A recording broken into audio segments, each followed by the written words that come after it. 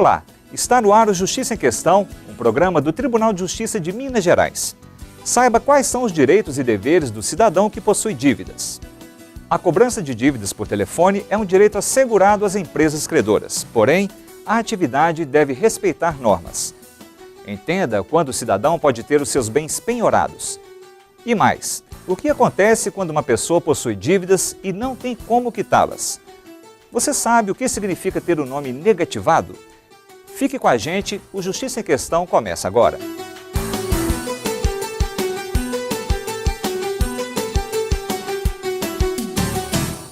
O Justiça em Questão de hoje fala sobre dívidas e cobranças.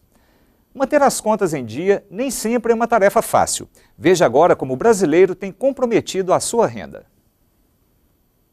O aumento da oferta de crédito no mercado nos últimos anos foi um dos bons indicadores da economia brasileira. Essa facilidade para o consumidor, porém, veio acompanhada de um aspecto negativo, o crescimento da inadimplência.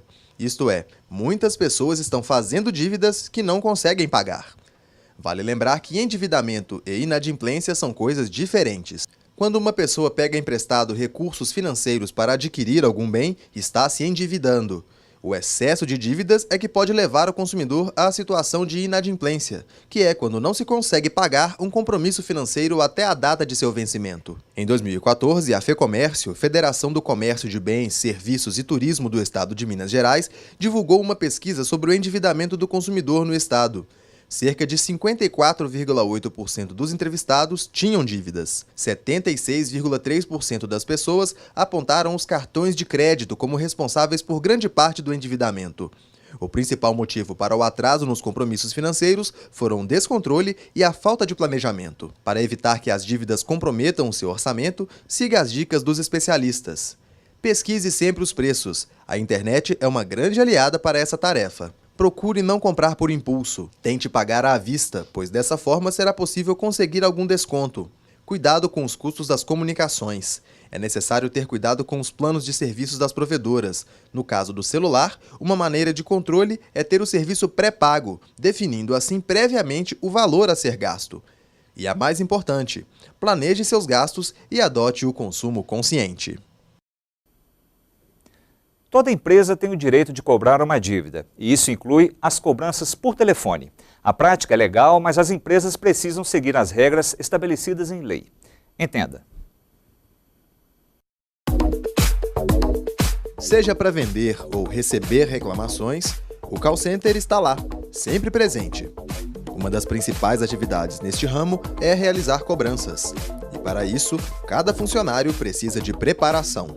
A gente tem os novatos, né, quem chega na empresa logo após a contratação, eles têm um treinamento bem aprofundado de técnicas de negociação, que vai envolver argumentação, vai envolver contorno de objeções, todas as práticas para que uma ligação seja bem concluída e chegue no objetivo dela, que é o acordo, né, do pagamento da dívida.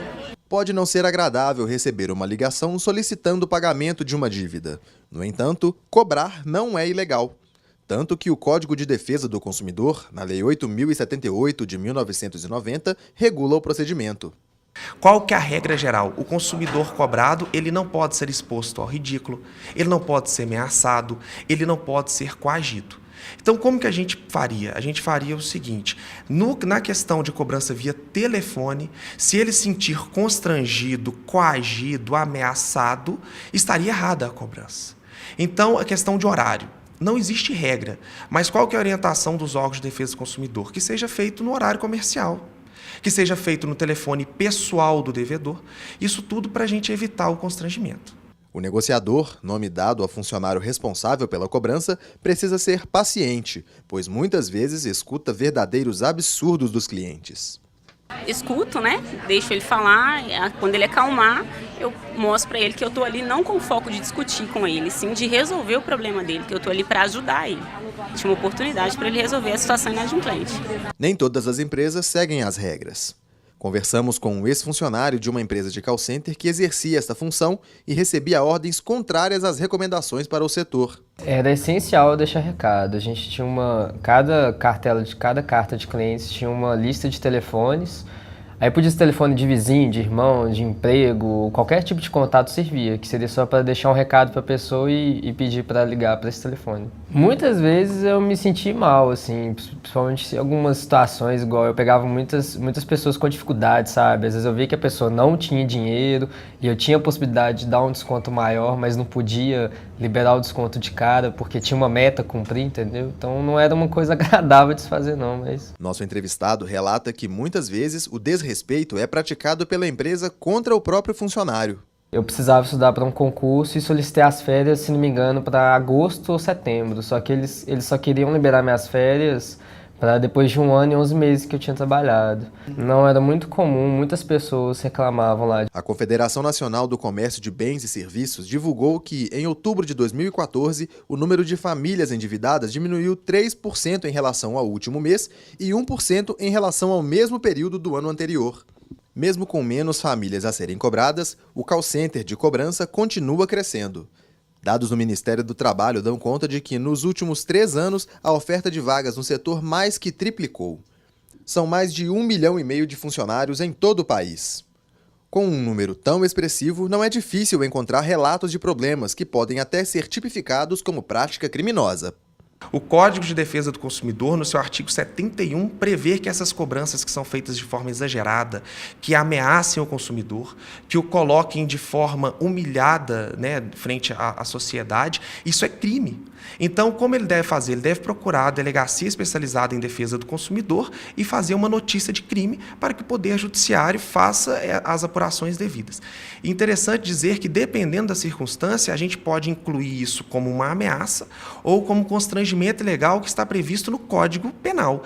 Então, pode ser sim tipificado como crime, dependendo da circunstância. O cidadão pode utilizar como prova de que foi cobrado de maneira abusiva ou ilegal o número do telefone, dia e horário da chamada recebida. As ligações costumam ser gravadas pelas empresas, portanto, é possível também solicitar a inversão do ônus da prova, obrigando a empresa a comprovar que não praticou qualquer ilegalidade. Ela teria que provar que ela não fez as ligações, que ela não cobrou de forma vexatória, que ela não expôs ele ao ridículo, que ela não atrapalhou o lazer, o trabalho. É como se fosse o seguinte, não existe uma regra geral de que quem acusa tem que provar? Inverte.